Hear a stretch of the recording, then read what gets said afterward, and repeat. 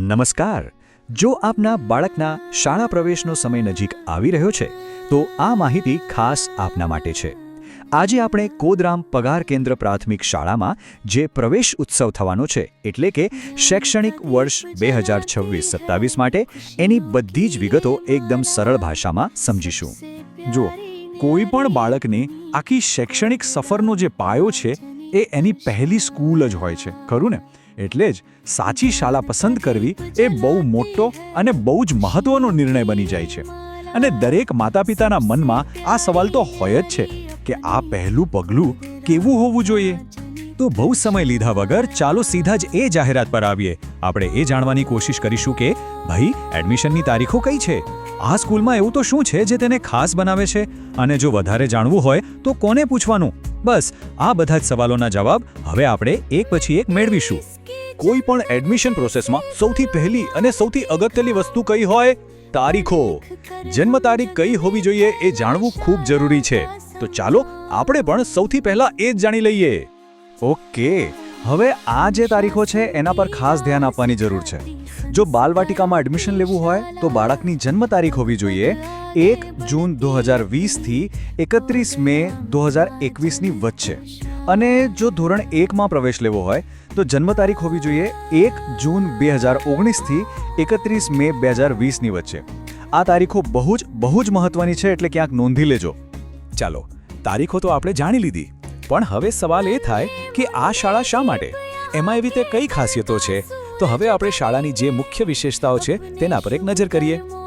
આજકાલનો જમાનો ટેકનોલોજીનો છે અને આ શાળામાં એજ્યુકેશનને ટેકનોલોજી સાથે જોડવામાં આવ્યું છે.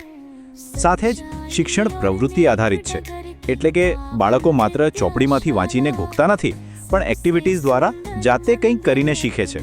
આનાથી શું થાય? એમની સમજવાની શક્તિ વધે છે અને ભણવામાં મજા પણ આવે છે. અને હા, એક બહુ જ રસપ્રદ વાત, શાળા શરૂઆતથી જ એટલે કે પાયાથી જ બાળકોને આગળ આવનારી સ્પર્ધાત્મક પરીક્ષાઓ માટે તૈયાર કરે છે. હવે વિચારો, નાનપણથી જ આવી તૈયારી થાય તો બાળકોનો કોન્ફિડન્સ ક્યાં પહોંચી જાય? ખાલી જ્ઞાન જ નહીં, આત્મવિશ્વાસ પણ વધે છે. જુઓ, સારા માર્ક્સ તો જરૂરી છે જ, પણ શું એટલું પૂરતું છે? ના. અને આ શાળા આ જ વાત સમજે છે. અહીં ફોકસ ખાલી ભણતર પણ નથી, પણ બાળકના સર્વાંગી વિકાસ પર છે. મતલબ કે ભણવાની સાથે સાથે સ્પોર્ટ્સ, આર્ટ્સ અને સારા સંસ્કાર, આ બધું જ શીખવવામાં આવે છે, જેથી બાળક એક સારો માણસ અને જવાબદાર નાગરિક બને. સ્કૂલનું વાતાવરણ કેવું હોવું જોઈએ? એકદમ જીવંત, ખરું ને?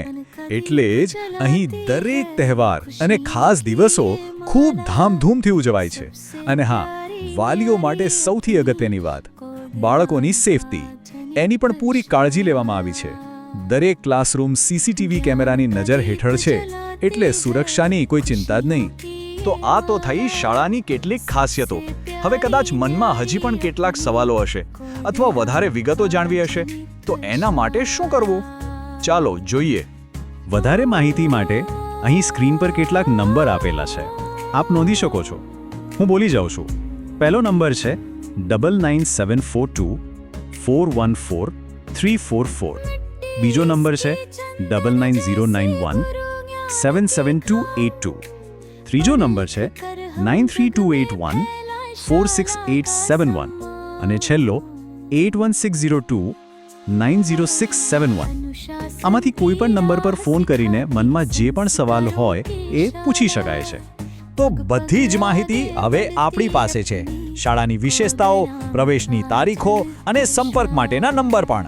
હવે અંતે સવાલ એ જ છે કે શું આ શાળા બાળકના ઉજ્જવળ ભવિષ્ય માટેની એક સાચી અને મજબૂત શરૂઆત બની શકે છે? આ નિર્ણય હવે આપને વિચારવાનો છે.